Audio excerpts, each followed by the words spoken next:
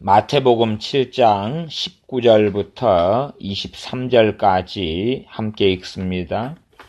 아름다운 열매를 맺지 아니하는 나무마다 찍혀 불에 던지우느니라. 이러므로 그의 열매로 그들을 알리라. 나더러 주여 주여 하는 자마다 천국에 다 들어갈 것이 아니요 다만 하늘에 계신 내 아버지의 뜻대로 행하는 자라야 들어가리라.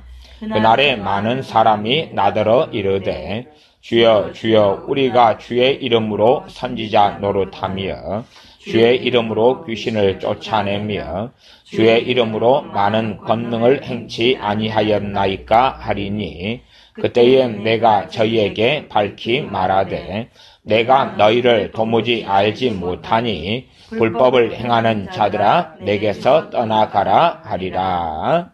아멘. 아름다운 열매를 맺지 아니하는 나무마다 찍혀 불에 던지우느니라. 이러므로 그의 열매로 그들을 알리라. 아름다운 열매를 맺는다 그럴 때에 우리가 잘못 생각하면은 그 열매를 성공이라든지 많은 사람을 전도하는 것이라든지 아니면 사람들의 눈에 밝히 보이게 뚜렷하게 드러나는 위대한 삶을 사는 것이라든지 혹은 큰 사업에 성공하여 많은 헌금을 하나님께 드리는 것 혹은 교회 예배당에 큰 건축을 하여서 뚜렷한 업적을 남기는 것 등으로 생각할 수 있습니다만은 사실은 이 좋은 열매라는 개념과 의미가 실제로는 그것하고는 아주 다른 경우들이 많습니다. 이 기본적으로 이제 21절부터의 내용들을 보면 그 가운데 22절을 읽어보면 그날에 많은 사람이 나더러 이르되 주여 주여 우리가 주의 이름으로 선지자 노릇하며 주의 이름으로 선지자 노릇을 했습니다. 선지자들을 하나님께서 얼마나 기뻐하시고 사랑하셨는지 우리는 압니다. 또한 선지자들에게 하나님께서 말씀을 주셔서 그의 백성들을 가르치셨습니다. 그러나 선지자로서 하나님의 부르심을 통하여 하나님을 영광스럽게 하는 좋은 열매를 맺는 그러한 일들이 있어 왔고 또한 나아가 거짓 선지자들로서 하나님이 보내셨는데 하나님의 영광을 위하여 살지 않은 선지자긴 선지자인데 결과론적으로는 하나님의 영광을 도둑질해 먹는 그러한 거짓 선지자가 되는 사람하고 또 다른 경우는 하나님께서 보내시지 않았는데 선지자의 자리에 서서 살아갔던 거짓 선지자의 부류가 있었습니다. 그런 선지자들은 사람들에게는 환호받고 또한 대접받고 존경받았지만 겉으로는 이리 봐도 저리 봐도 좋은 열매였다 그 말입니다. 사람들이 좋아하는 메시지를 전하고 사람들이 좋아하는 이야기를 해 주었기 때문에 그들은 사람들에게는 좋은 선지자였습니다. 그러나 하나님 앞에서는 악한 자였고 좋지 않은 열매였다. 우리가 로마 카톨릭 같은 경우를 보면 신부나 수녀들이 얼마나 존경을 받습니까? 다 그들을 우러러 봅니다. 텔사 수녀 같은 경우도 얼마나 존경을 받습니까? 그 텔사 수녀의 인생과 삶, 아이들을 위한 삶, 여자들을 위한 삶, 가난한 이들을 위한 삶, 헌신적인 삶을 통하여 그녀는 참으로 존경받았고 로벨 평화상까지 받게 됩니다. 그리고 지금 천주교는 그녀를 성인으로 추대하여 죽은 텔사 수녀에게 기도하는 일들은 빈번하게 있습니다.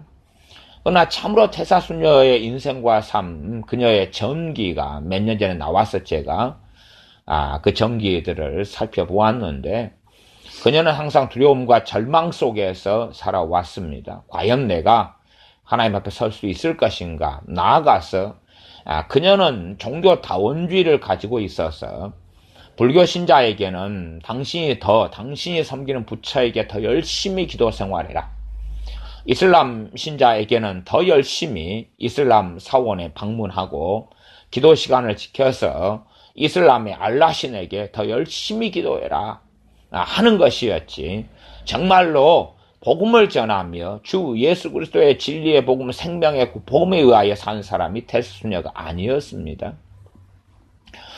데르사 수녀 같은 경우는 많은 사람들에게 존경을 받았으나, 그래서 좋은 열매를 맺은 것처럼 보였으나, 그러나 하나님 앞에서는 좋은 열매가 아니라 악한 열매에 불과했습니다. 그것처럼 좋은 열매가 우리의 판단과 생각으로 결코 보이는 것은 아닙니다. 주님께서 이 땅에 성신하셔서 우리의 죄를 위하여 이 땅에 오셨을 때에, 그리고 고난의 길을 걸으셨을 때에 당시에 오히려 소수의 사람들을 제외하고는 다수의 사람들에게 존경받는 사람들, 인정받는 사람들은 대제사장들이었고 바리새인과 서기관들이었고, 주님은 멸시받고 천대받았습니다. 끊임없이 사람들은 주님을 의심했고, 주님을 믿었던 제자들이라 할지라도 믿다가 주님을 떠나가는 일들은 자주 있어 왔습니다. 주님께서 권능을 행하셨을 때에도 그 권능을 행하신 이후에 그 권능을 체험한 사람들이 주님을 부인하고 배신했던 일들은 자주 있었습니다. 말하자면 겉으로 볼 때는 우리 주님의 사역과 삶은 좋은 열매를 맺지 않은 것처럼도 보였다, 그 말입니다. 그러나 실제로 나쁜 열매는 바리새인, 서기관, 대제사장들에게서 맺혔습니다. 그러한 것처럼 사람의 눈으로 좋은 열매와 나쁜 열매를 제대로 구별하고 제대로 정확하게 알 수가 없는 경우들이 아주 많습니다. 그래서 이러므로 7장 20절에 그의 열매로 그들을 알리라. 이러한 그의 열매를 우리가 우리의 인간적인 눈이라 우리가 지혜롭다고 한다 할지라도 열매로 안다는 것은 극히 어렵습니다. 어떤 사람들은 이걸 분별의 키워드로 사용해가지고 다른 사람들을 이리 살펴보면 알 수 있을 걸로 생각하지만, 그렇게 단순하다면 남자여자가 사랑에 빠져서 연애하고 결혼할 때에 실패할 일이 없겠지요. 왜냐하면 열매를 보고 알면 되니까 좋은 남자구나, 좋은 여자구나, 그리고 결혼하니까 본 그대로 정확히 맞구나, 그럴 것 아닙니까? 또한 마찬가지로 이 많은 바리새인들의 열매를 사람들이 확인했을 때에 악한 자구나 하기보다는 그들은 마귀를 쫓아 살아감다고 주님이 말씀하셨고, 마귀의 자식이라고, 마귀 행사를 한다고 주님이 말씀하셨어도 그 어느 유대인들이라 할지라도 그들이 마귀 행사를 한다고 스스로 본인조차도 그러한 열매를 맺고 있다고는 도무지 상상할 수가 없었습니다. 그렇기 때문에 그의 열매로 그들을 알리라 하는 말씀은 기본적으로 굉장히 난해한 말씀이라는 것은 알고 계셔야 됩니다. 그런 가운데 이제 선지자 노릇한다는 7장 22절의 말씀을 읽었었습니다.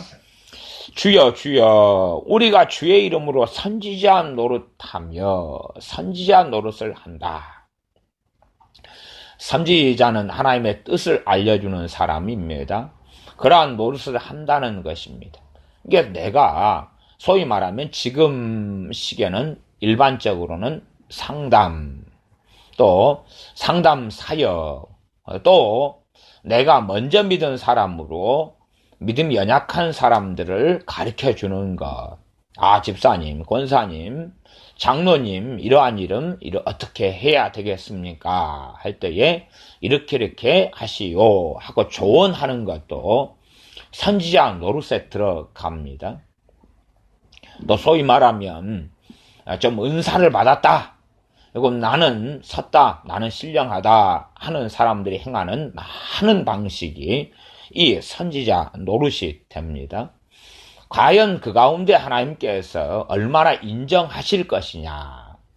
많은 사람들은 선지자 노릇을 하면서 주님께서 불법을 행하는 자들아 하는 말씀을 들을 수밖에 없는 선지자 노릇을 많은 사람들이 함에도 불구하고 오히려 거꾸로 그들은 생각하기를 하나님의 일을 한다, 하나님을 기쁘시게 한다 라고 착각하는 일들이 아주 많습니다. 많은 이 목회자들, 물론 저를 포함해서 많은 목회자들, 목사님들의 영성은 유감스럽게 별것이 없습니다. 영성이 별것 없다는 것은 뭐 병명의 교인들을 목회한다 그럴 때에 뭐 일반 성도님들이 믿기로는 병명 가운데 목사님의 신앙과 믿음이 1등이다 라고 믿고 싶겠지만, 그러나 사실상 그런 것보다는 절반 이하가 되어집니다. 전에 부산 백스코에서 WCC가 총회가 개최가 됐습니다.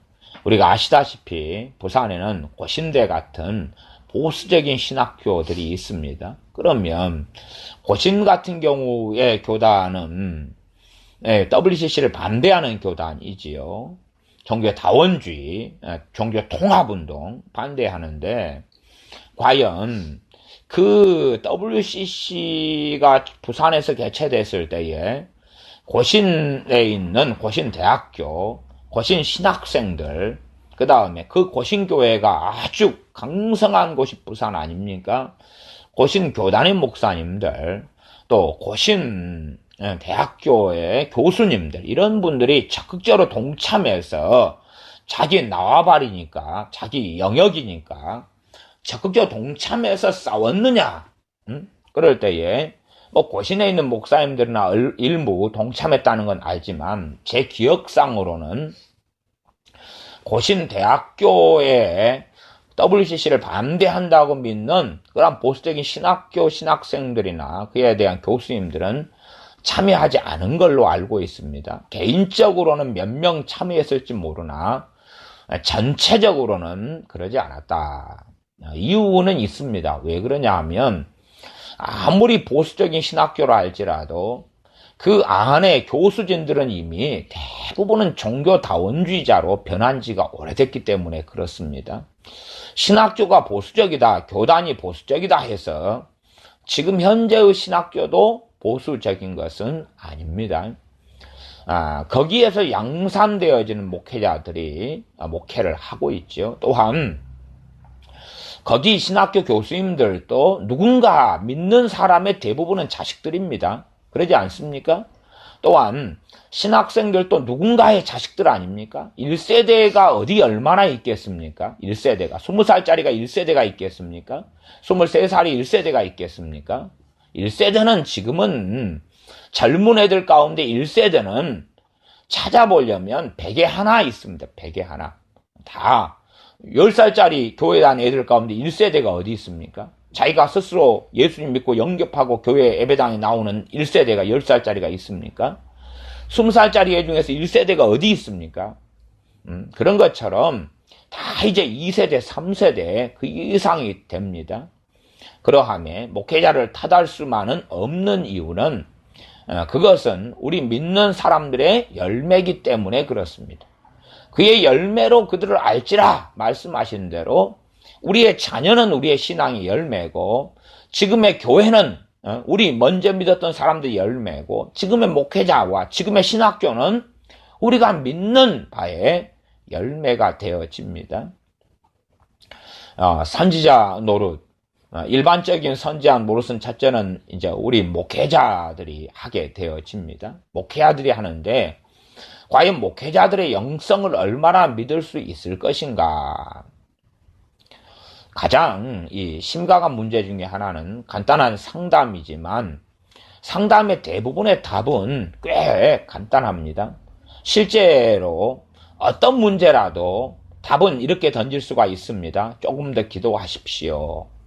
하나님의 말씀에서 답을 찾으십시오. 하나님 말씀만이 진리입니다. 기도하지 않기 때문에 그렇습니다.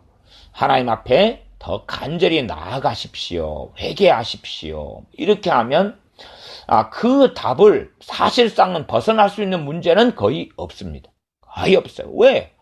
하나님과의 관계만 회복되어지면 어느 문제라도 시간이 많이 걸리느냐, 적게 걸리느냐의 차이는 있을지 몰라도 해결돼 갈 거기 때문에 그렇습니다.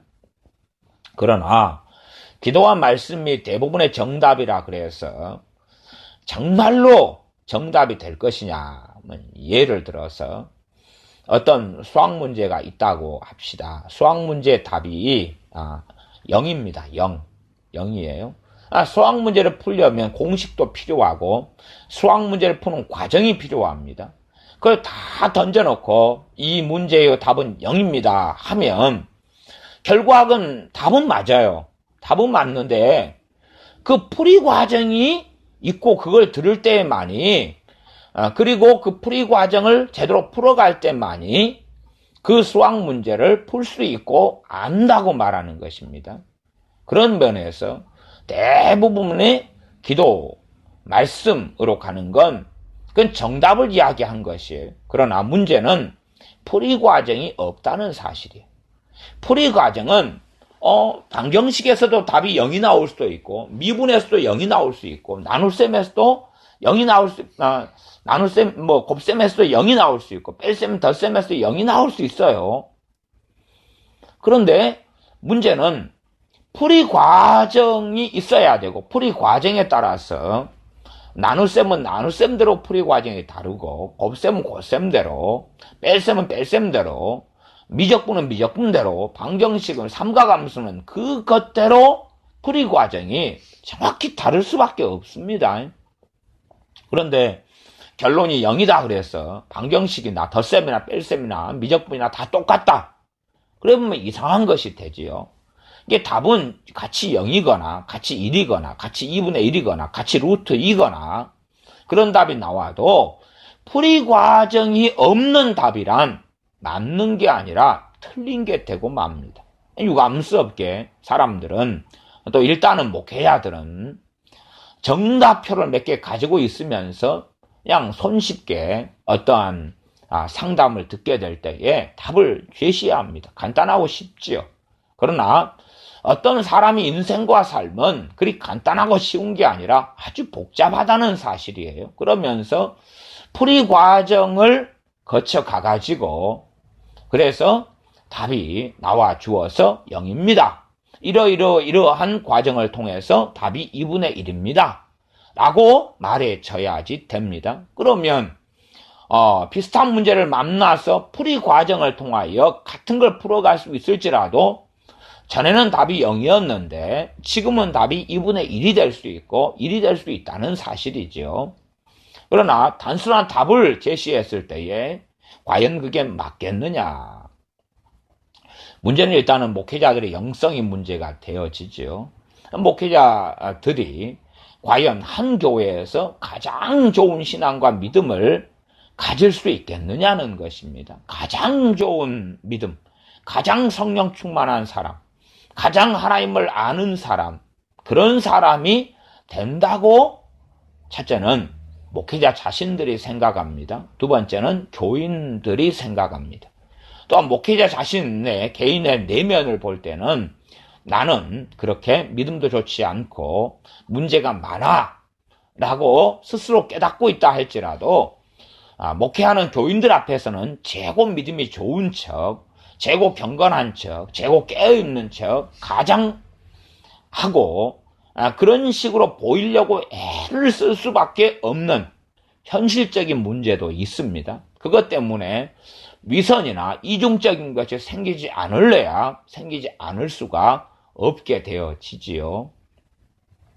그래서 제가 실제적으로 경험했고 만나왔던 목회자들은 교인들 가운데 제가 100명 가운데 목사님의 신앙 수준을 제가 그냥 혼자 판단으로 줄을 세운다면 100명이다 그러면 첫 번째가 1등이라고 치면은 기껏해야 70등, 80등, 90등 이런 대 정도밖에는 못 들어가는 것처럼 보여졌습니다.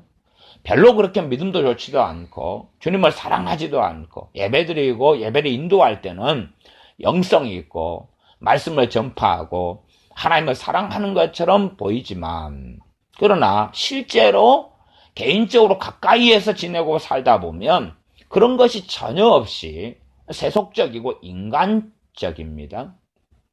뭐 저야 이제 목회자니까 목사님들의 모임을 간혹 참여하지 않겠습니까? 노회라든지 이런 모임을 참여하면 그래서 보면 성령 충만한 집사님들의 모습하고는 비교할 수 없게 육적이고 세상적이고 정욕적이고 그런 모습들을 발견하는 것은 큰 문제가 아닙니다. 오히려 한번 목회자가 싸우게 되면 목회자들이 싸울 때면 용서하지도 못하고 자기가 거룩한 종이니까 상대방을 저주하는 것도 많고 자기는 의로우니까 상대방을 무조건 악인으로 매도하는 일들도 아주 많았습니다. 기본적으로 어느 집사님 정도 영성이 되지 않는 분들이 아주 많았습니다. 이러한 일들은 특별한 일들도 아닙니다. 문제는 이제 목회자는 지도자이기 때문에 사람들이 문제를 가지고 상담을 받으러 간다는 사실이지요. 그러면 목회자는 당연하게 선지자 노릇을 해줄 수밖에 없습니다.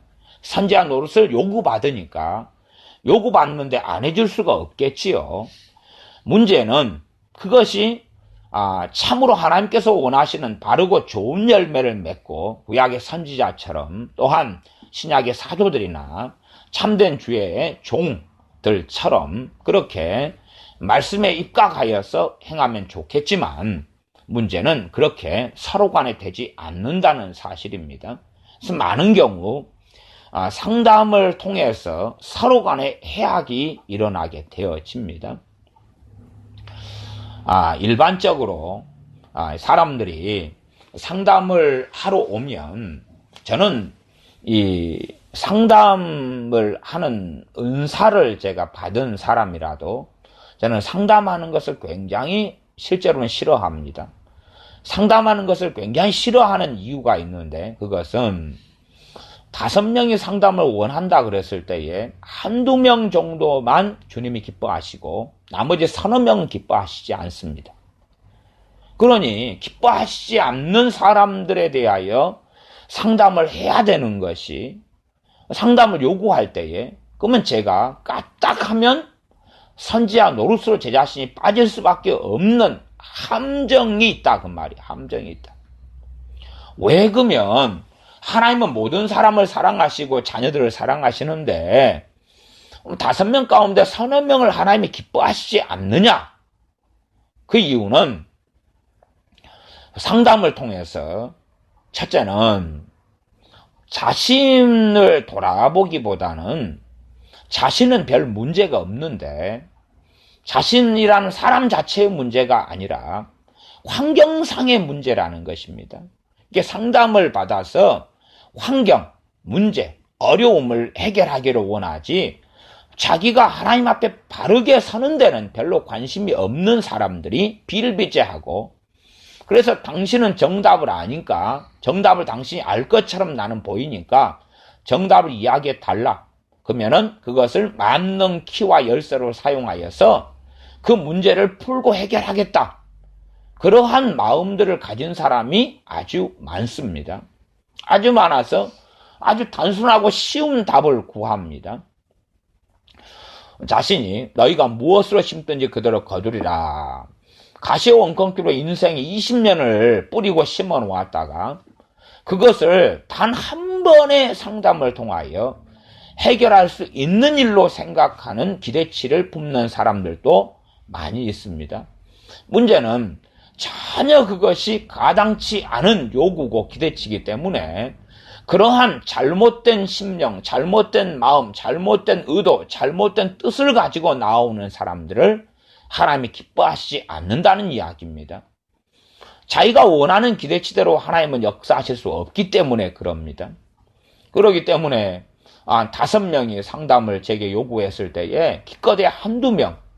문제는 그러면 확률적으로 절반 이상의 사람들이 잘못된 상담에 대한 기대와 요구를 하고 있는데 과연 그러한 사람들 제가 많이 경험할 때에 얼마나 불편하고 얼마나 힘들겠습니까?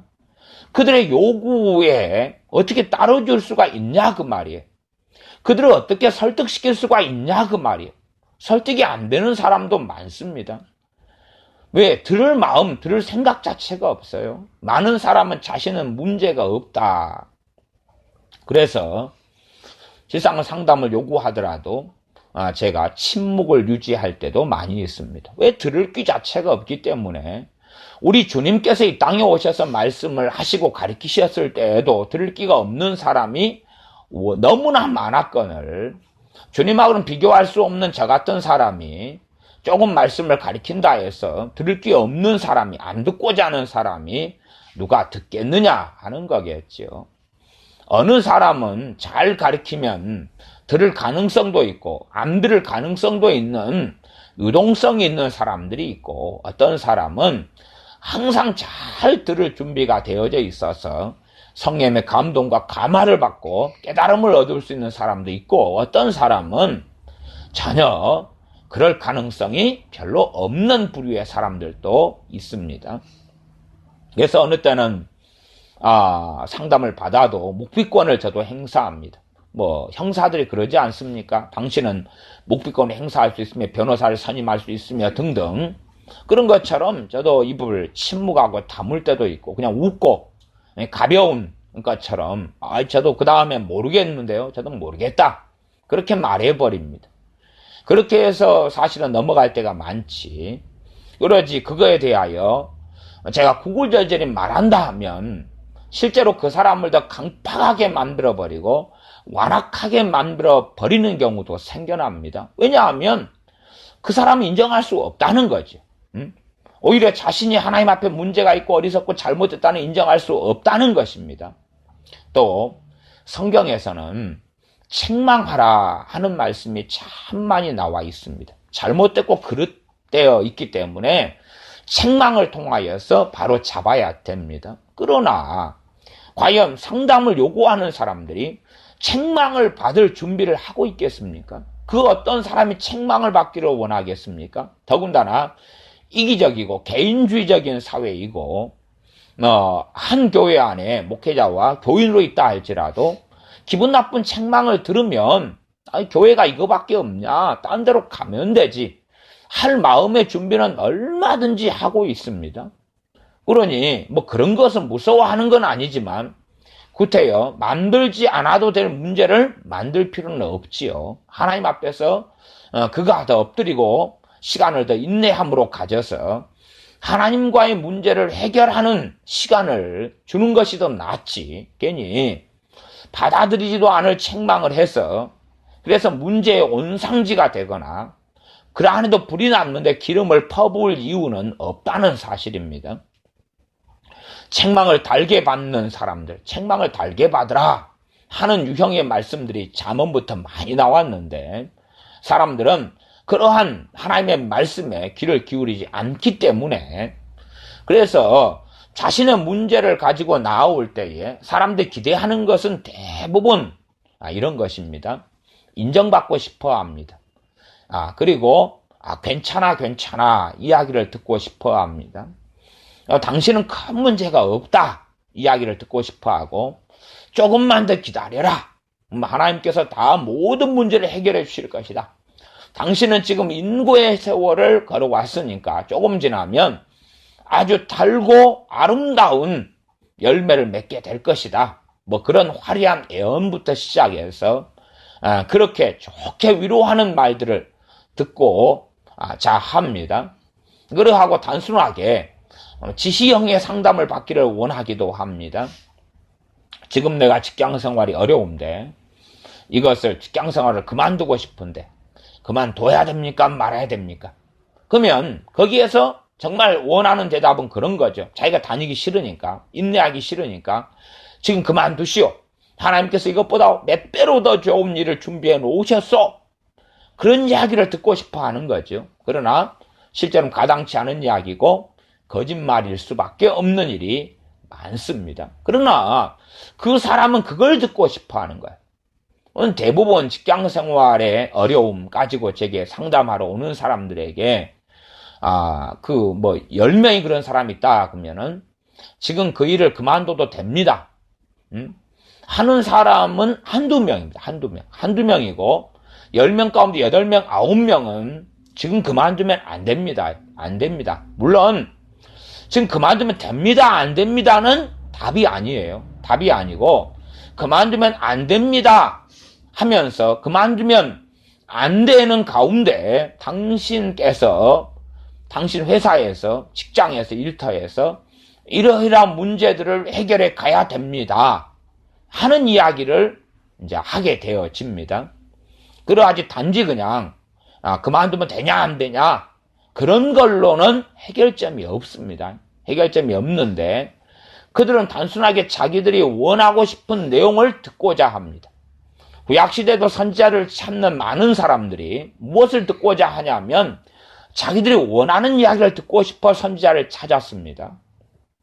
에스겔서도 보면 선지자 에스겔 선지자를 이스라엘 백성이 포로기 때에 찾아가고 만났고 선지자 이야기를 듣고자 했지만 하나님 말씀에 순종하고 싶어서가 아니라 언제쯤이나 우리의 귀를 즐겁게 하는 이야기, 우리를 만족해 하는 이야기를 저 에스겔 선지자가 할까?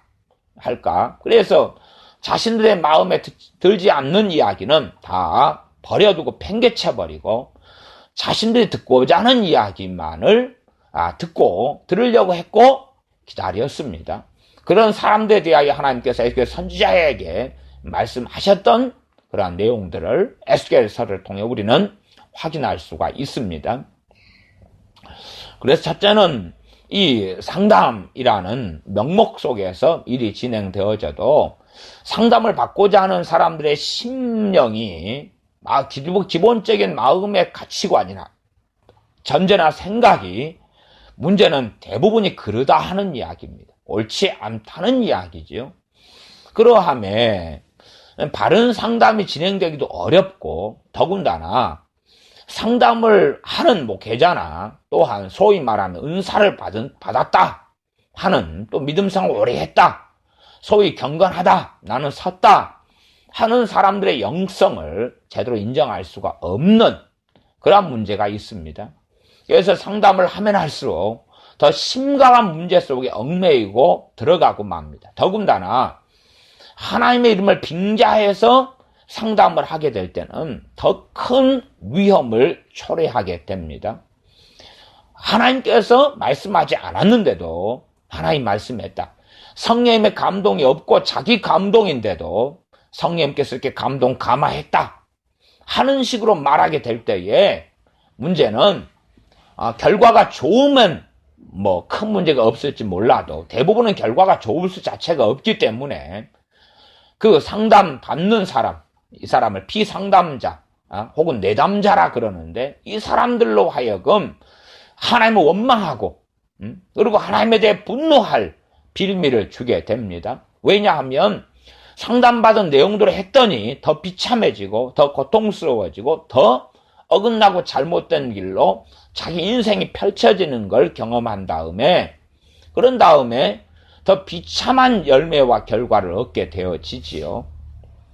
유감스럽게 지금 시대에는 미혹이 든 사람도 많고 교회 안에 교만한 사람들도 많은데 교만한 사람들의 1순위는 목회자들이고 2순위는 당연하게 은사 받은 은사파들입니다. 은사주의자들.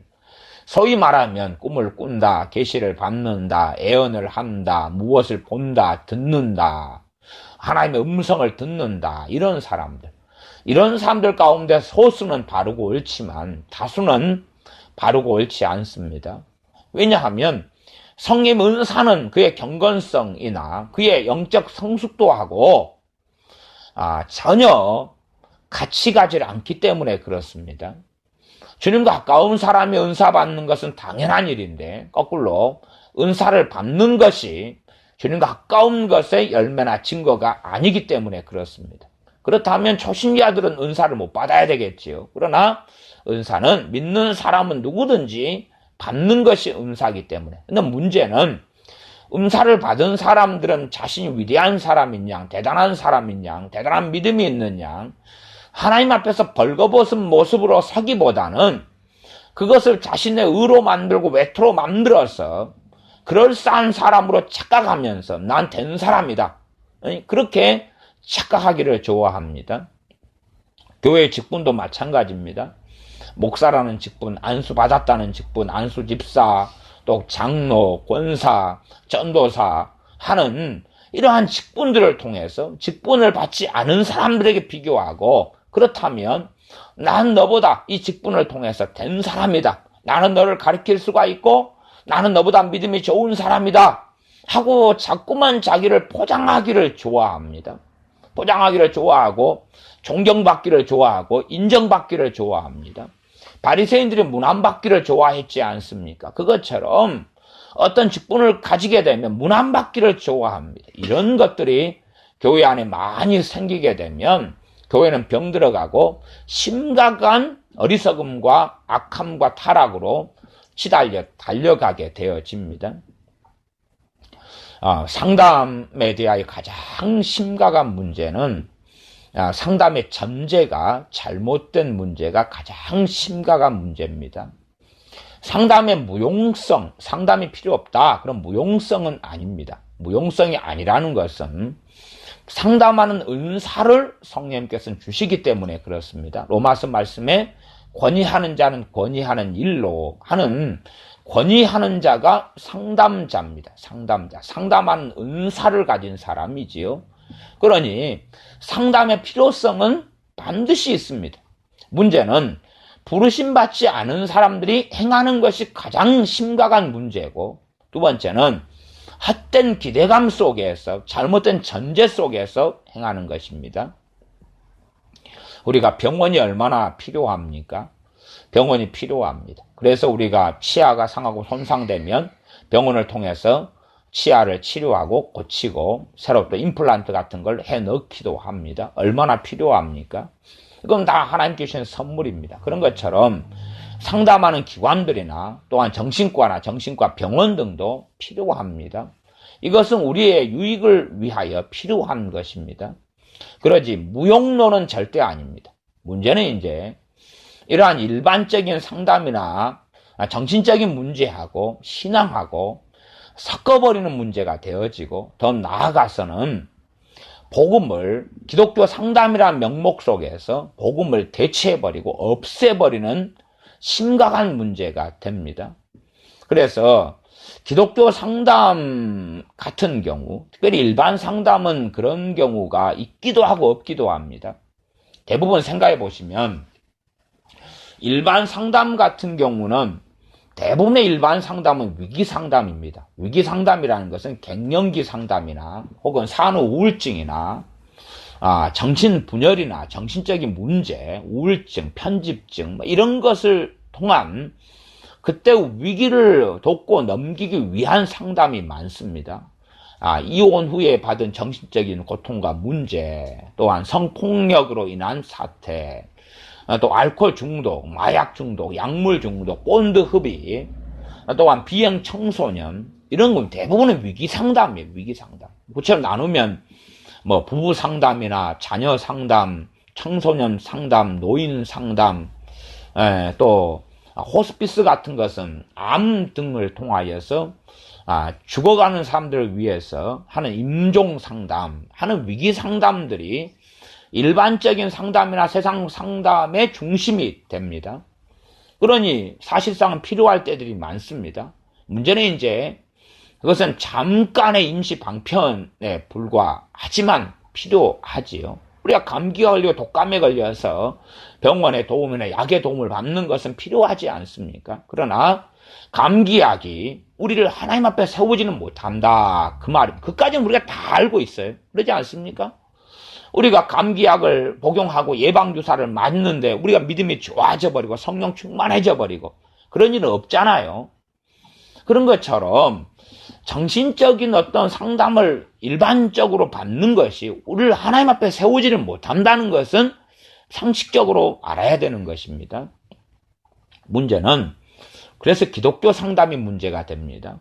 일반적인 세상의 상담은 위기 상담이 중심이 되고, 그것 때문에 그 사람을 완전체로 만들려는 게 아니라 일반적으로는 그 위기를 벗어나는 데 초점을 맞추게 됩니다.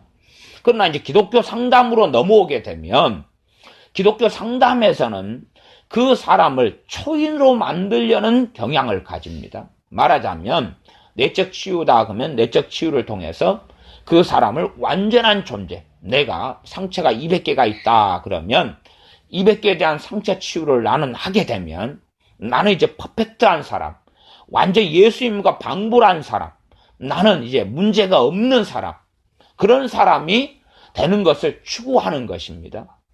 기독교 상담도 마찬가지. 기독교 상담의 한 부류가 내적 치유니까 기독교 상담 전체가 추구하는 것은 기독교 상담을 통하여서 내 모든 문제를 해결하고 나는 정말 만능인이 되고 만능 엔터테인먼트가 되고 기독교 상담을 통하여서 나는 정말 하나님께서 원하시는 인간의 모습을 갖추게 되는 것, 이런 것이 목적과 목표와 전제로 삼는다면 이미 그 기독교 상담은 잘못된 길을 자기의 영역과 분야를 벗어나서 길을 걸어가게 되는 것입니다.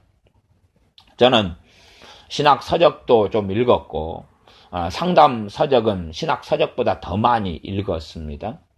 신앙 서적도 좀 읽은 사람인데 저 개인적으로는 실제로는 기독교 상담자, 기독교 유명한 또 존경받는 상담자들하고 또한 유명한 신학자분들 가운데서 제가 존경하는 사람들은 신학자분들보다는 상담자분들을 존경하는 사람들은 더 많습니다. 기독교 상담자들 가운데 제가 존경하는 분들은 신학자들보다는 훨씬 많아요.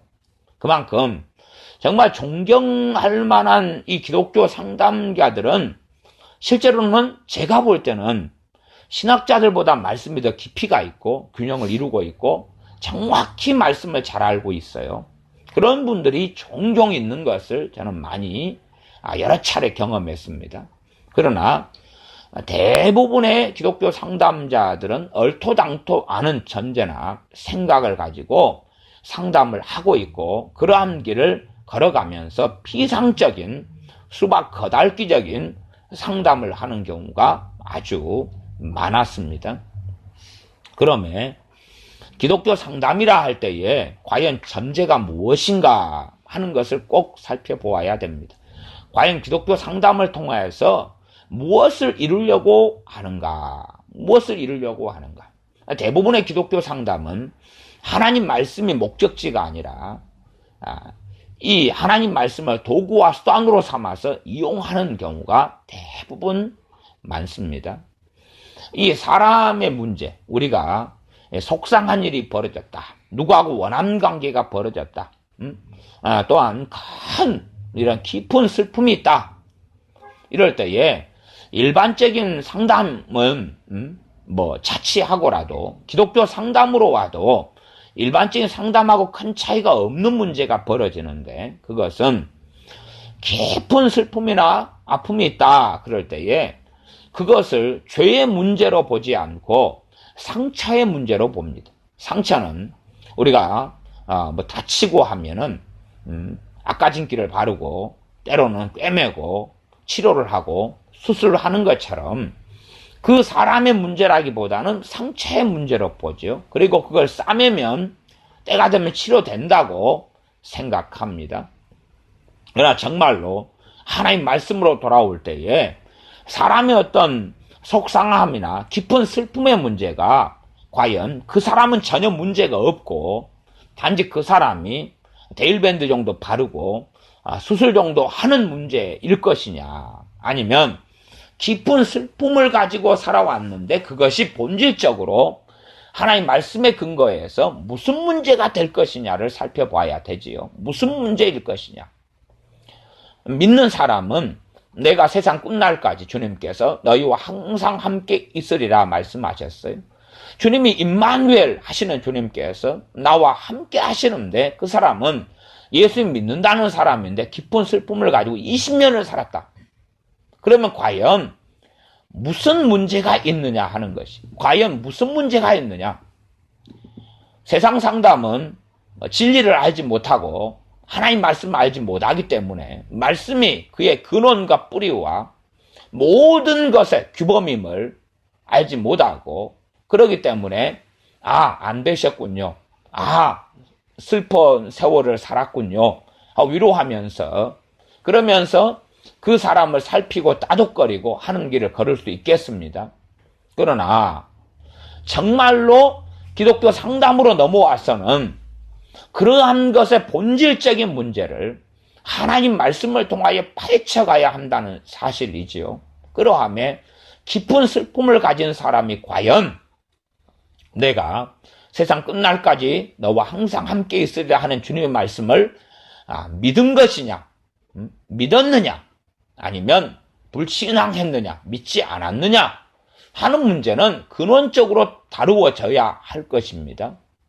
믿기 전부터 깊은 슬픔을 가져가지고 믿은 신앙생활 다음에도 계속 이어져 오는 경우도 있을 것이고, 신앙생활 하다가 큰 어려움을 만나서 깊은 슬픔을 가진 경우도 있을 것이고, 다양한 케이스가 있겠지요.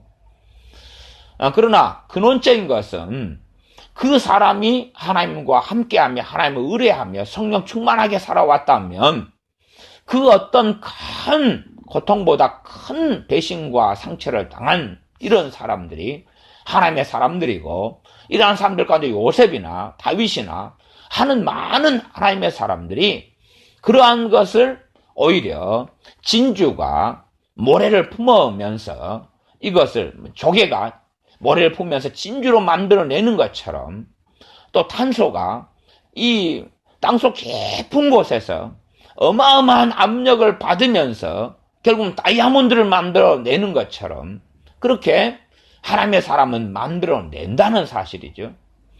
그러한 하나님 말씀에 근거하여서 기독교 상담이 되어져야 되고, 또한 단지 상담이라 이름을 안 붙인다 할지라도 내가 먼저 믿는 사람으로 믿음이 연약한 사람들의 어떤 문제나 어려움이나 하소연을 듣고 도와주게 될 때에 가장 문제는 과연 우리가 하나님의 음성을 들을 수 있느냐 하는 문제가 됩니다.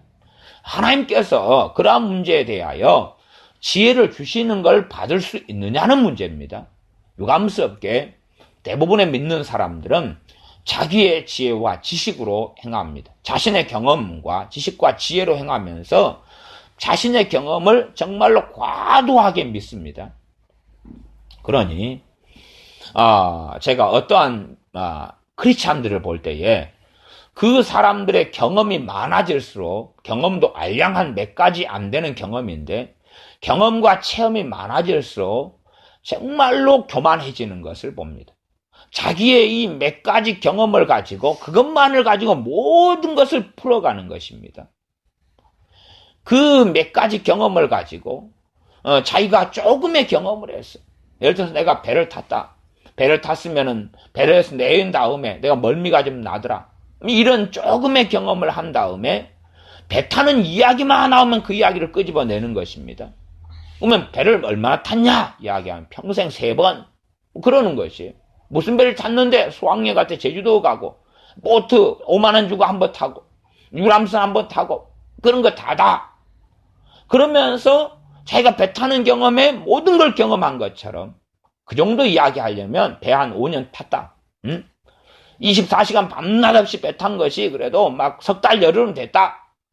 그 정도 하면서 좀 뭔가를 이야기하면 객관성을 갖추지요. 그러지 않습니까? 그래도 부족한 거예요.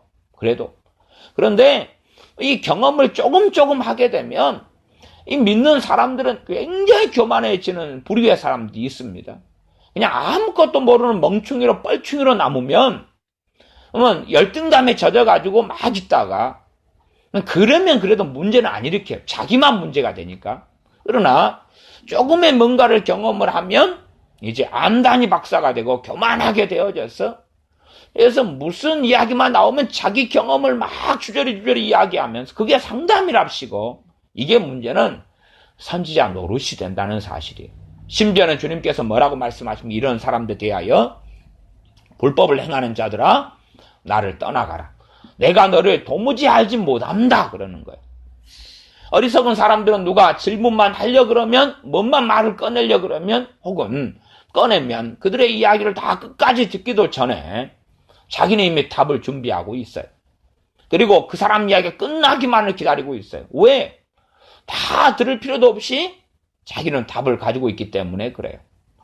성령님께서 어떤 사람이 이야기를 할 때에 이야기 꺼내기 전에 이미 당연히 답은 아시죠. 그러나 이야기 꺼내기 전에 그에 대한 답을 주시는 경우도 있어요. 제 경험상으로는 드물게 있습니다. 그 다음에 이야기가 진척이 되어져 가는 동안에 답을 주시는 경우도 있어요. 그러나 대부분의 경우는 이야기를 끝까지 다 듣게 하시는 경우가 대부분입니다. 대부분. 그 사람이 분노를 가지고 억울함을 가지고 증오심을 가지고 상대방들을 비판하고 정죄하는 가운데 이야기를 하는 것은 다 듣게는 안 하십니다. 왜냐하면 그가 말하면 말할수록 그 사람은 더 심각한 죄를 짓는 거기 때문에 말하는 방식을 다 바꾸어야 되거든요.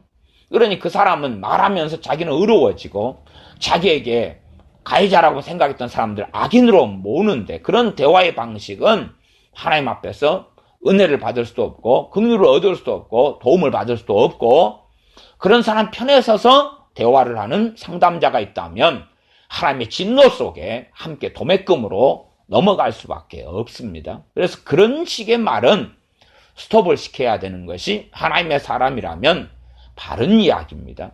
사람을 증오하고 판단하고 헤아리고 있는데 그걸 들으면서 아멘 아멘 하고 있다면 이미 그런 상담자는 인본적인 사람일 뿐만 아니라 하나님을 떠났다는 증거와 열매가 되고 맙니다. 그러나 바르게 이제 상처와 아픔과 스토리와 삶에 걸어왔던 길들을 이야기하는 것을 잘 들으면서 듣고 주님 앞에 마음을 열고 있으면 주님께서 그에 대한 통찰력과 분별력과 이해력을 주시며 지혜를 주십니다.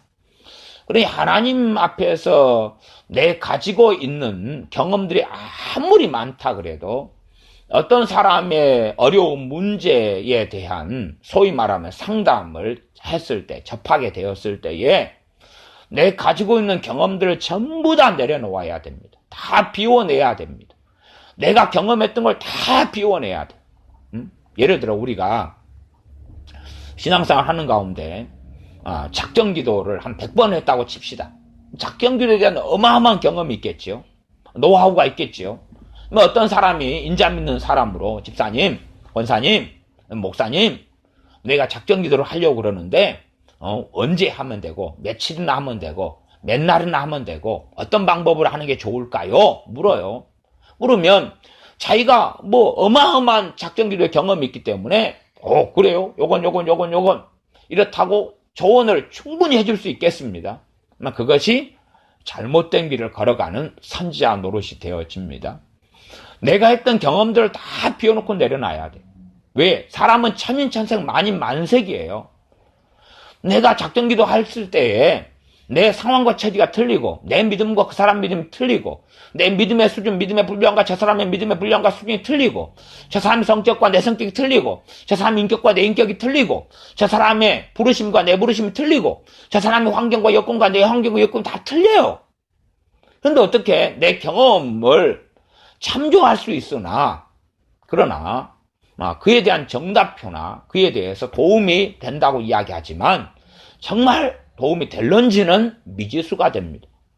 심지어 우리가 황새라면, 저 사람은 믿음에 있어서 뱁새라면 내 경험을 이야기할 때 저 사람이 나를 따라오다가 가랑이가 쭉 찢어져서 그래서 치킨이 되고 말 수도 있습니다. 그런 것은 안 되는 거죠. 내 경험과 생각을 다 비워내야 됩니다. 다 비워내야 돼요. 문제는 이걸 대부분의 믿는 사람들 안 비워낸다는 게 문제예요. 더 경험을 고쳐가고 더 진리화시키려는 경향이 있습니다. 우리는 끊임없이 우리의 체험을 진리화시키려고 합니다.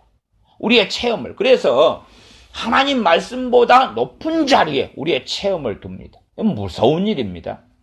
하나님 말씀에 의하여 체험이 점검되는 것이 아니라 우리의 체험을, 경험을 하나님 말씀보다 위에 둡니다.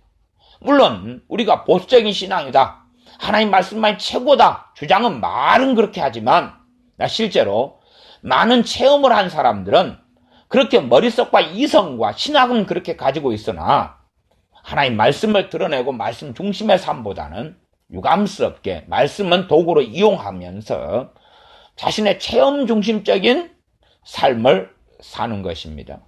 자신이 내가 이런 체험을 했다. 내가 이런 경험을 했다. 내 경험에 비춰볼 때는 이렇다 저렇다 저렇다. 그러나 참으로 우리가 믿음의 성수관자가 되어져서 다른 사람의 문제와 어려움에 대하여 들으면서 조언하며 도와주려면 반드시 성령의 인도하심이 있어야 될 뿐만 아니라 그 성령의 인도하심을 받으려면 주님 앞에서 우리의 경험을 다 내려놓아야 한다는 사실입니다. 내가 생각하는 정답을 내려놓아야 돼. 문제는 안 내려놓는 거예요. 안 내려놓고 경험이 많아질수록 더 많은 경험을 붙잡는 것입니다. 더 붙잡아서 마침 당신이 당신 자녀에 대해서 이야기를 했군요. 나 당신 자녀 같은 자녀에 대한 상담을 내가 지난번에 2번 받은 적이 있어요. 그 경험을 비추어서 내가 이야기를 해줄게요. 그렇게 됩니다. 점점 그런 길을 걸어갑니다. 그러면서 지난번에 내가 답을 이야기해 줄 때 그 답은 정말 좋았던 답인 것 같아. 그걸 꼭 기억해 놨다가 다음에 또 그런 비싼 상담을 받으면 그 답을 이야기해 줘야지. 그런 부류의 사람도 굉장히 많습니다. 또 상담류의 책을 뒤지면서 이런 답이 참 좋은 답인 것 같아. 이걸 외워놨다가 알고 있어야지. 일반적으로 성경 상담이다 그럴 때도 이러이러한 문제에 대해서 고난당하는 사람한테는 이러이러한 성경 구절, 또 병든 사람에게는 이러이러한 성경 구절, 이사하는 사람에게는 이러이러한 성경 구절, 취업하는 사람에게는 이러이러한 성경 구절, 이런 식이 보통의 성경 상담이에요. 잘못된 길을 걷습니다. 불신자에게는 이러이러한 성경 구절, 예수 영접하기 위한 사람이 이러이러한 성경 구절, 이 기독교 상담, 성경 상담 이런 길인데 이 정도는 정말로 참조는 할 수 있습니다. 참조는 할 수 있어요. 그러나 참조하고 정답표는 다른 것입니다. 달라요. 모르는 것보다는 아는 게 낫지만 우리가 배우고 공부하고 안 다음에 내 것을 전부 다 주님 앞에 비워내야 됩니다. 그럴 때만이 주님께서 지혜를 주시는 건데 우리는 끊임없이 비워내지 않습니다. 한편으로 이 상담을 좀 광범위하게 한다 그러면 이렇게 신방 와가지고 말씀을 전하는 것도 상담의 광범위한 것에 들어가겠죠. 그래서 이 가정에는 어떤 말씀이 필요할까 혼자 고민하는 거죠. 목회자라면 이 가정의 상황과 처지는 이러니까 혹은 이제 합당한 말씀 찾아내기 위해서는 또 미리 지금 가정 형편과 처지를 들으면서 그걸 참조해가지고 이러이러한 상황이기 때문에 이러이러한 설교와 말씀 본문에서 증거 준비해서 이런 내용으로 해야 되겠다. 그렇게 생각을 끊임없이 할 수 있다 그 말이에요. 이게 그러한 패턴이 사실은 꽤 지혜롭고 올바르게 보이지만 그러나 그건 유감스럽게 바른 길은 아닙니다. 바른 길은 아니에요. 그 가정에 주님께서 무슨 말씀을 주실런데 어떻게 알겠습니까 도대체? 어떻게 알겠어요? 평상시에 말씀 연구하고 준비하는 것은 말씀의 종으로서는 당연한 일이지만 정말 그 가정에 주시고자 하는 말씀을 주님께로부터 들으려면 내 것을 전부 다 비워내야 됩니다. 내 것을 다 비워내야 돼. 다 비워내야 돼. 제가 신학교 다닐 때 보수적인 신학교였기 때문에 매일 예배를 드렸습니다. 매일 오전에 되면 유명한 목사님들을 초청하고 교단이나 또한 지역의 유명한 목사님들 초청해서 설교를 항상 들었어요. 유명한 목사님들은 그래도 오셔가지고 장학금을 전달하시면서 설교를 매일 하셨는데 많은 목사님들 설교하시기 전에 일반적으로 쓰는 레파토리가 있습니다. 일반적으로 쓰는 레파토리가 무엇이냐 하면 내가 신학생들 또 많은 박사님들, 교수님들 앞에서 설교를 하기 위하여 이 설교를 요청을 받은 다음에 많은 고민을 했다는 거예요. 어떤 설교를 그 신학교 강단에 가서 해야 될까 많은 고민을 하다가 자기가 정말 자기 인생에 있어서 최고로 잘된 설교가 있는데 그 설교가 예를 들어 수십 편인데 거기에서 다시 그 설교 원고를 뒤적이면서 그 중에서 또 최고 설교를 찾아냈고 그리고 내가 이 설교를 지금까지 한 70번 정도 해왔는데, 이 설교를 내가 내 인생에서 최고 중에 최고 설교인데, 이것을 내가 다시 원고를 가지고 왔다면서 이 설교를 하니까 여러분들에게 큰 도움이 될 거라고 믿는다고. 심지어 나아가서는 당신들 가운데서 목회하는 이런 신학생들, 전무사님들 같은 경우는 이 설교를 잘 기록해 놨다가 자기 목회하는 교회에 가서 설교하면 교인들이 큰 은혜를 받을 거라고. 그런 스토리를 자주 들었어요. 자주. 정말 초청을 받은 다음에, 그런 다음에 하나님께서 자기가 초청받은 그곳에 가서 무슨 말씀을 전해야 될까를 듣는 것보다는 자기가 고민하는 거예요. 고민하는 거. 이러이러한 설교를 해야 되겠다. 고민하면서 자기 지혜와 생각, 범주 속에서 찾아내는 것입니다. 문제는 이것도 넓은 범주에서는 상담 안에 들어가겠죠. 왜? 설교라는 것은 이 하나님의 사람들을 하나님 앞에 세우기 위한 것이니까, 세우려면 문제를 해결하고 치유하는 것이니까, 설교도 엄밀한 의미에서 상담론으로 들어간다면은 최고의 상담 행위 가운데 하나가 되어집니다. 그러나 문제는 이것도 선지자 노릇인데, 하나님 앞에서 많은 사람들은 잘못된 사람들로 판명나고 말 것입니다. 왜냐하면 자기가 생각하고, 자기가 계획하고, 자기가 준비하고, 그래서 말씀을 전하는 것이죠.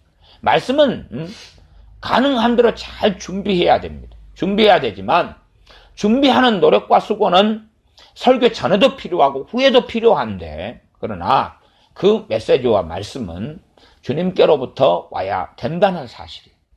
물론 사람들은 자기가 만들어내면서 합리화하기는 좋아하죠. 주님께로부터 왔다고. 그렇게 하는 사람들 대부분입니다. 실제로 제 경험은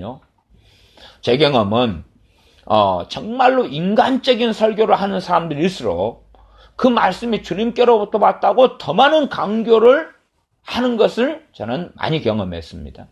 인간적이고 유격적이고 자기가 막 고민해가 짜냈으면서 이건 하나님의 말씀입니다.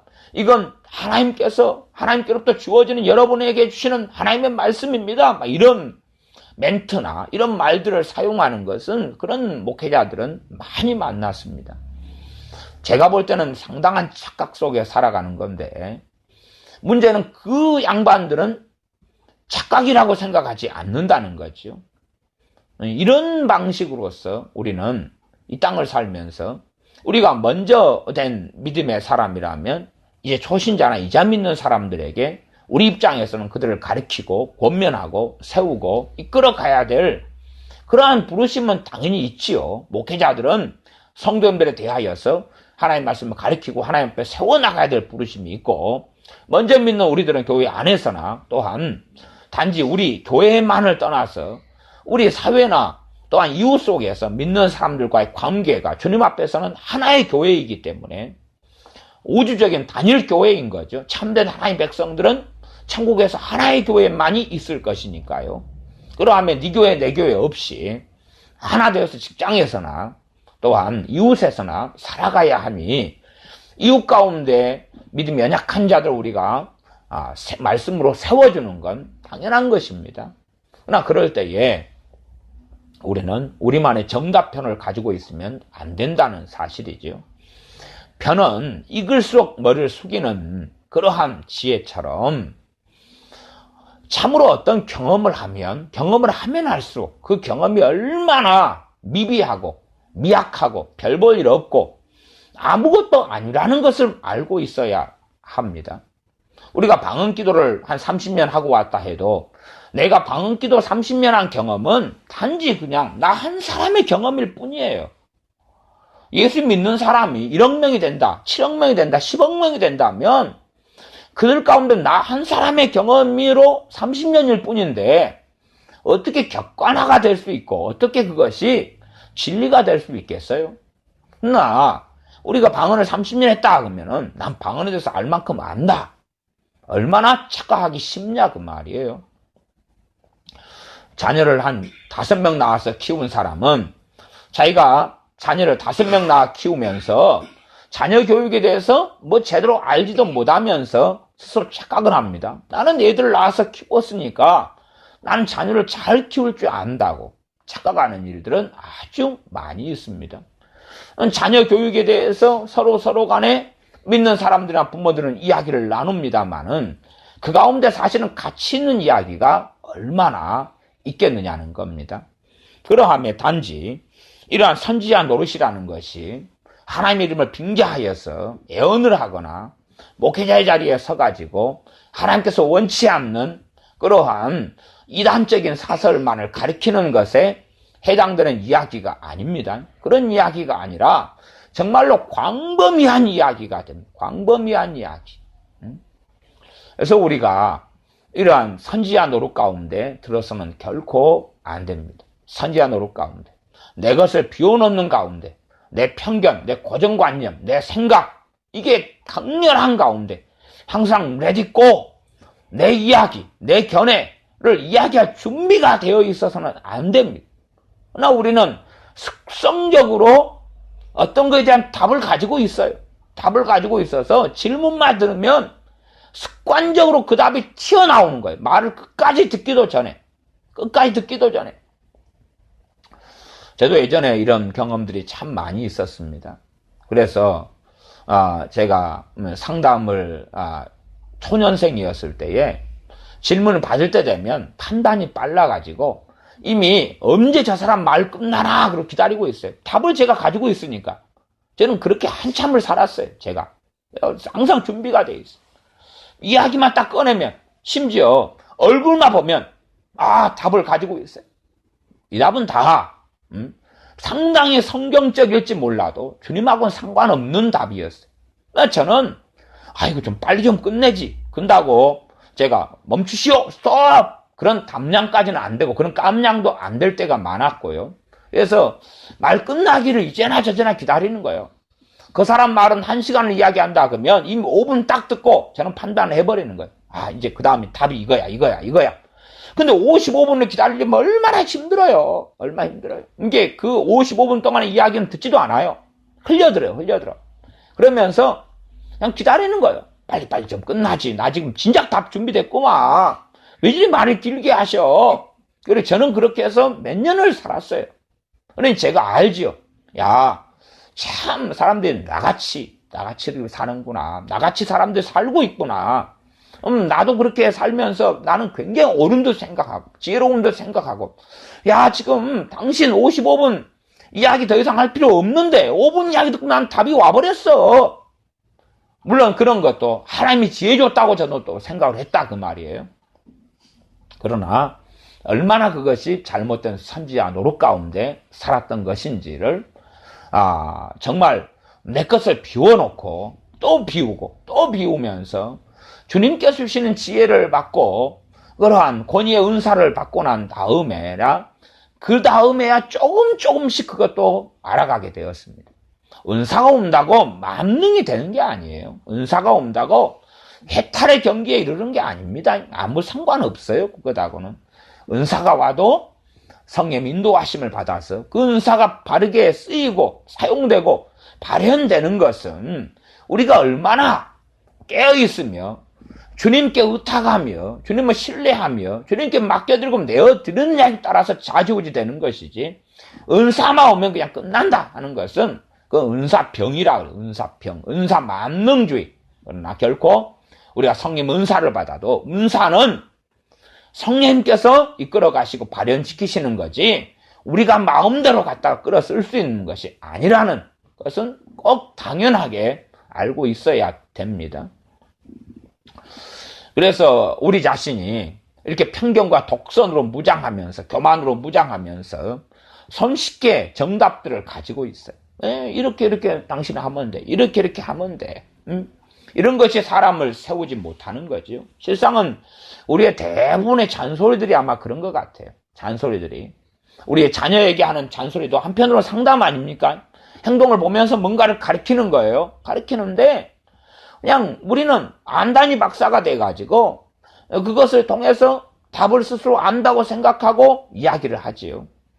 문제는 뭐 그것 자체가 상담이 될 수도 없는 것은 상대방은 자녀든지 뭐 가족이든지 간에 친구든지 간에 들으려고 하지 않지요. 그러니 뭐 서로 간에 문제가 되죠.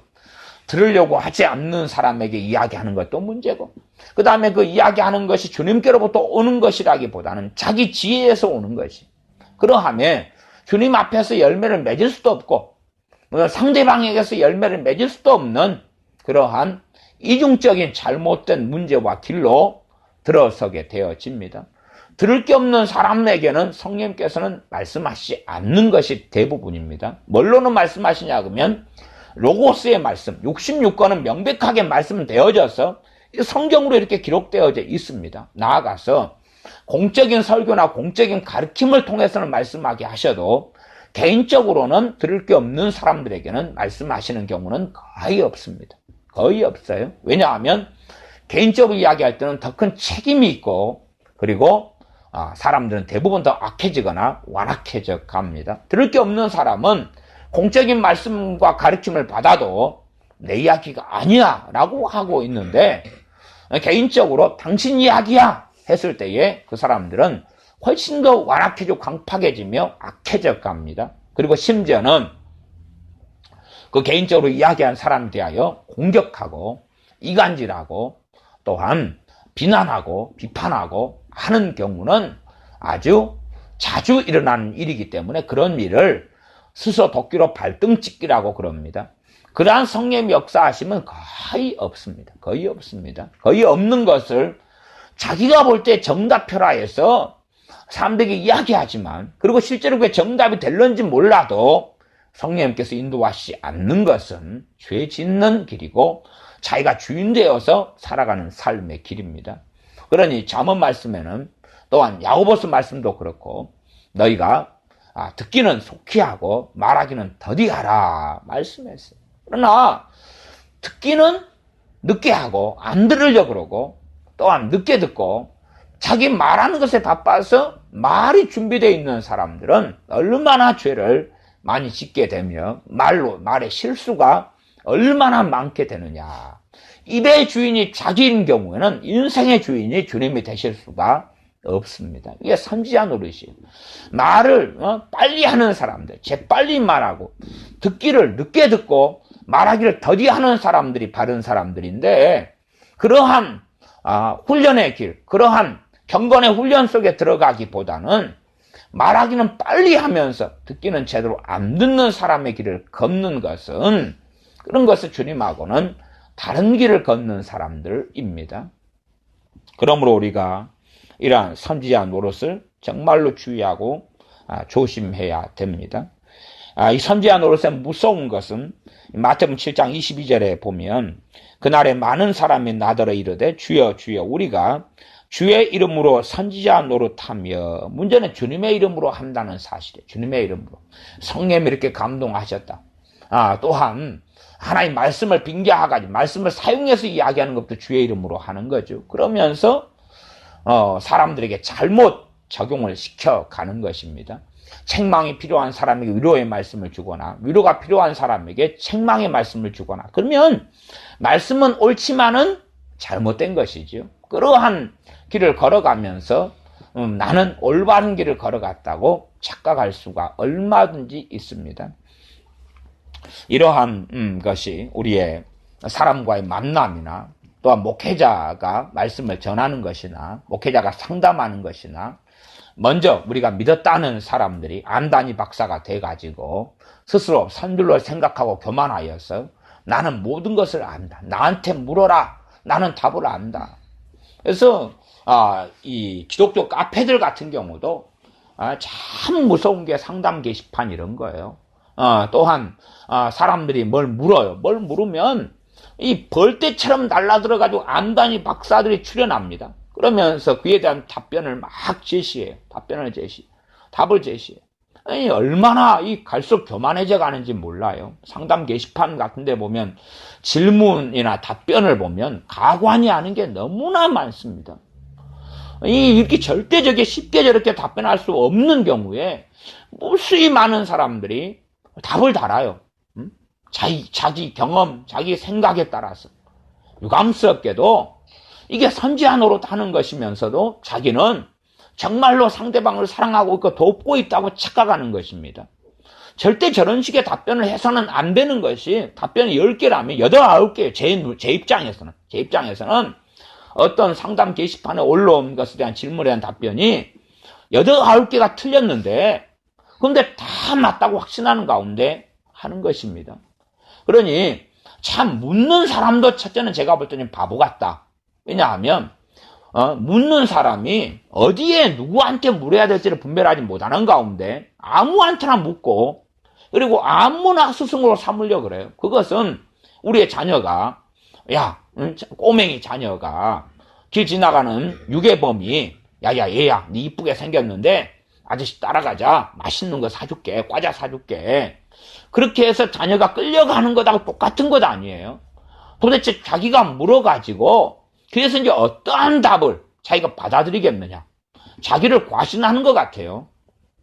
사람들이 그럴싸한 답변만 달면 나는 그것을 알 수 있다. 우리가 네이버나 뭐 다음이나 뭐 네이트나 뭐 많은 이러한 질문이 있잖아요. 누가 사람들이 질문을 해요. 그러면 그에 대해서 답변을 달아요. 그것도 마찬가지로 요즘식으로 말하면 상담이 선지자 노릇에 속하죠. 그러면 이 별의별 이제 괴담들이 튀어나오고 별의별 자기만의 생각이 튀어나옵니다. 그 가운데 괜찮은 것이 있어요. 또 타당하고 정말로 통찰과 지혜를 가진 사람들이 있고 바른 지식을 가진 사람들이 있어요. 그러나 대부분의 것은 얼토당토하는 것이 많아요. 자기는 문제는 이것을 분별할 수 있다고 생각하는 거죠. 그러니 믿는 사람들이 그러한 상담을 게시판에 올리고 기독교 사이트에 올리면서 이에 대한 답변을 주세요 하는데, 단지 그것이 지식에 대한 것이면 큰 문제는 없을 거예요. 예를 들어서 이러이러한 미적분 문제가 있는데 이걸 어떻게 풀어요? 그런 문제가 없죠. 그것도 이제 잘 설명하는 사람하고 잘 못 설명하는 사람이 등등 있겠지만, 그러나 영적인 문제, 신앙의 문제에 있어 자기가 뭘 몰라서 물어본다면 과연 자기가 그에 대한 질문에 답변을 분별할 수 있는 분별력이 있겠느냐 하는 문제부터 시작해서 어마어마한 문제가 있어요. 참으로 이 정상적인 믿는 사람이라면 주님께로부터 그에 대한 답변과 지혜가 온 사람이 답변을 해야 될 텐데, 유감스럽게도 안다니 박사가 돼서 나는 안다, 나는 섰다, 나는 그것을 알고 있어 하고 한다는 이야기. 마찬가지로 요즘 시대에는 사람들이 다 스스로 주의 종보다 나은 사람들이 되었다는 교만이 많아서 자기 확신 가운데 기독교 카페나 사이트에 글을 어마어마하게 많이 써요. 그것도 어떤 면에서는 상담이죠. 왜냐하면 이러한 것이 이 사람들에겐 필요할 거야. 내가 받은 계시, 내가 받은 지혜, 내가 받은 영감, 이러한 것에 의하면 이 사람들은 이러한 문제들이 있으니까 이러한 답변이 필요할 거야 생각하고 내가 깨우친 것을 전파하고 알려야 돼 하는 가운데 이제 단편적인 글을 무수하게 많이 씁니다. 지금 그러한 글들이 무진장 많아요.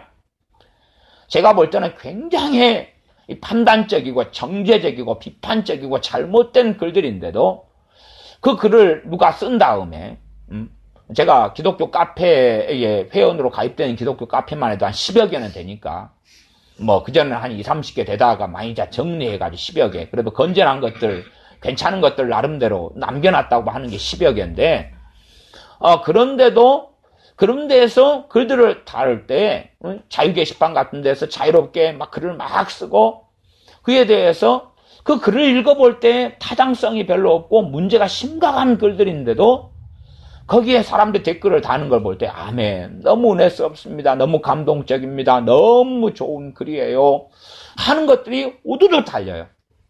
이게 한 괜찮은 글들에는 사람들의 반응이 좀 없는 것도 많은데 이상한 글에는 그에 대한 광신자들이 많다는 사실이에요. 그래서 그걸 볼 때 참 희한하다, 참 정말로 희한하다. 설교도 마찬가지입니다. 제가 들을 때는 좀 이상한 설교고 문제가 있는 설교들인데, 거기에 대해서 괜찮은 설교에는 두 가지인 것 같아요. 좋은 답변들이 막 달리는 경우하고 답변이 안 달리는 경우하고. 그런데 이상한 설교들도 좋은 설교 못지않게 글이 안 달리거나 그런 것도 있지만은 막 아멘 은혜 받았습니다. 너무 좋은 설교입니다. 이런 글들이 좋은 설교 못지않게 달렸다는 사실이에요.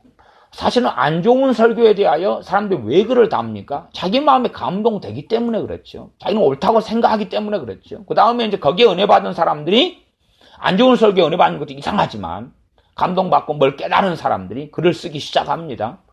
이것도 자기가 선지자 노릇을 하는 거죠. 지금 세상에는 선지자 노릇하는 사람들이 무수하게 많습니다. 선지자 노릇은 인터넷 카페가 기독교 카페가 발달했기 때문에 좀 안다니 박사들은 함께 가입해가지고 열심히 활동하면서 글을 달고 글을 쓰고 이런 것이 너무 많아요. 너무 많아요.